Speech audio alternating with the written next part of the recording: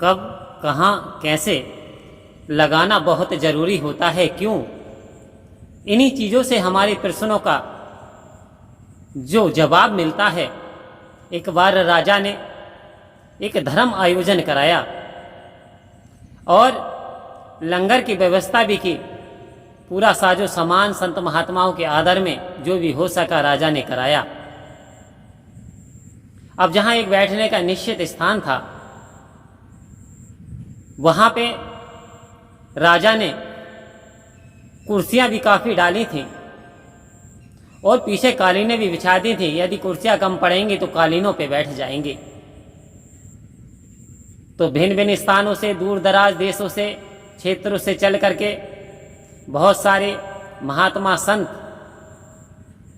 साधु संत एकत्र हुए और आगे कुर्सियों पे बैठ गए। लेकिन कुछ संत कालीनों पे भी बैठे हुए थे महात्मा, और बड़ी शांत अवस्था में सबके सब। बहुत मनमोहक दृश्य चल रहा था। राजा ने अपनी बेटी को बुलाया और कहा, हमारे यहाँ संत पधारे हैं, सभी का आदर सत्कार करो, एक आरती सजाओ। आरती सजाई गई और आरती सजा करके जैसे ही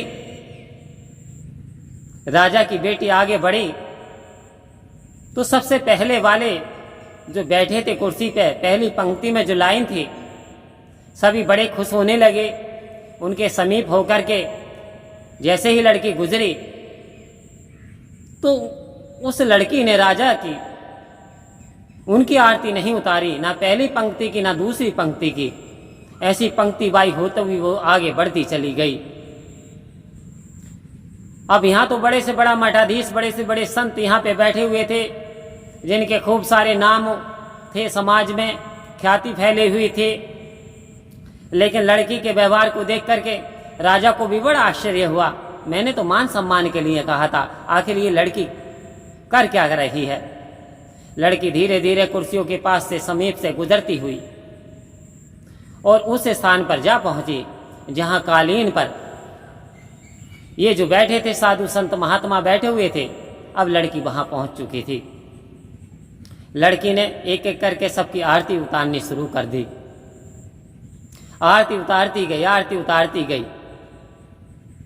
अब धीरे धीरे समय, जो लंगर की व्यवस्था थी, समय हो रहा था भंडारे का, सबको खाने का खिलवाया गया और दान दक्षिणा देकर के विदा कर दिया गया। लेकिन राजा अपनी लड़की से बहुत नाराज था, क्योंकि वो कहता था, आपने ये क्या किया? जो बड़े बड़े साधु थे, मठाधीश थे, आपने उनकी आरती नहीं उतारी, वही तो संत थे। तो बेटी पिता से कहती है, इसके लिए सिद्ध करने के लिए आपको एक बार दोबारा से संत महात्माओं को आमंत्रित करना होगा, दोबारा से इस आयोजन को कराना होगा, तभी मैं ये सिद्ध कर पाऊंगी कि संत कौन है और असंत कौन है। राजा देख करके बड़ा आश्चर्य हुआ कि आखिर अब दोबारा से बुलाना पड़ेगा, क्या सिद्ध करना चाहती है हमारी बेटी? राजा बहुत क्रोधित और नाराज थे। कहा, चलो ये मांग भी आपकी पूरी करे देते हैं। राजा ने मंत्रियों को भेज करके ढिंढोरा पिटवा दिया गया। सभी संत महात्माओं को आदर सहित दोबारा से राजमहल में बुलाया जाए। अब कैसे उनका विशेष स्वागत कराया जाएगा, विशेष जो भी कमी रह गई वो सारी पूरी कर दी जाएगी। अगले दिन सभी संत महात्मा आए, कुर्सियां डाल दी गई और कुर्सियों पर बैठ गए। जो कुछ संत महात्मा पीछे कालीन बिछा हुई थी, कालीनों पे बैठ गए, दरियों पे भी बैठ गए। बहुत ही मनमोहक दृश्य चल रहा था। राजा को लालसा थी कि आखिर मैं जानूं कि संत आखिर कहते किसे हैं। उसने अपनी बेटी से कहा, बेटी स्वागत करो। तो अब की बार जो राजकुमारी ने वो आरती से नहीं, फूलों के हार, तो राजा ने हार मंगवा दिए। फूलों के हार लिए और जो कुर्सी पे बैठे हुए संत थे, साधु थे, उनसे पूछा कि क्या आप संत हैं? उन्होंने हाँ में सर हिला दिया। लड़की ने फूलों की माला डाल दी। वो अगली पंक्ति में महात्माओं से पूछती गई, क्या आप संत हो? वो सर हिला देते, जी हाँ मैं संत हूं। सभी के माला डाल दी गई। लेकिन आश्चर्य तो जब हुआ जब संत महात्माओं वो लड़की लास्ट में आखिरी में पहुंची और जो कालीन पे जो साधु संत बैठे हुए थे, पहले ही साधु से पूछा, महाराज जी क्या आप संत हो?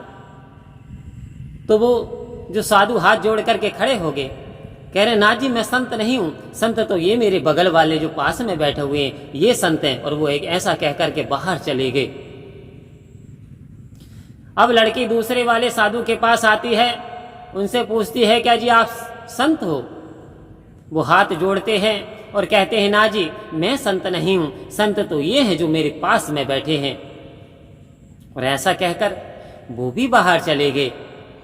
लड़की बड़ी आश्चर्यचकित थी। जिस जिस साधु से वो पूछती उस साधु का यही जवाब था और वो बाहर चला जाता था। देखते देखते कालीन के जितने भी साधु संत बैठे हुए थे एक एक करके अब वो बाहर जा चुके थे। एक साधु अभी भी बैठे हुए थे, बाकी सब बाहर चले गए थे। जैसे ही लड़की उनके पास हार लेकर के फूलों का आई, उनसे कहा महाराज जी क्या आप संत हैं? हाथ जोड़ करके बोले बेटा मैं संत नहीं हूं, संत तो वो हैं जो कि यहां से कालीन पे से बाहर जा चुके हैं। और ऐसा कह करके वो भी बाहर चले गए। अब ये देख करके राजा बड़ा आश्चर्य हुआ और कहने लगा तुम सिद्ध क्या करना चाहती हो? तब लड़की ने कहा कि बड़े बड़ाई ना करे, बड़े ना बोले बोल, हीरा मुख से कब कहे मेरा लाख टके है मोल। पिताश्री जो साधु संत होते हैं वो अहंकार नहीं कहते, वो अहंकार नहीं करते, वो अपने आप को संत नहीं कहलाते। संत की पहचान तो मनुष्य के व्यवहार से होती है, उसके आचरण से होती है, उसकी भाषा से होती है, उसकी बोली से होती है, उसकी विनम्रता से होती है। ये सभी संत महात्मा जो कि कालीन पे बैठे थे, चाहते सबसे पहले आए थे कुर्सियों पे जाकर के बैठे। साधु संत वही होते हैं, साधु संत भाव के भूखे होते हैं, मान सम्मान के भूखे नहीं होते। वो पहले दूसरों को खाना खिलाते हैं, उसके बाद स्वयं खाते हैं। वो पहले दूसरों को बैठालते हैं, उसके बाद स्वयं बैठते हैं। वे दूसरों का मान सम्मान करते हैं, अपने मान सम्मान की कोई चिंता नहीं करते। तो ये संत थे जो कि उठ करके बाहर चले गए।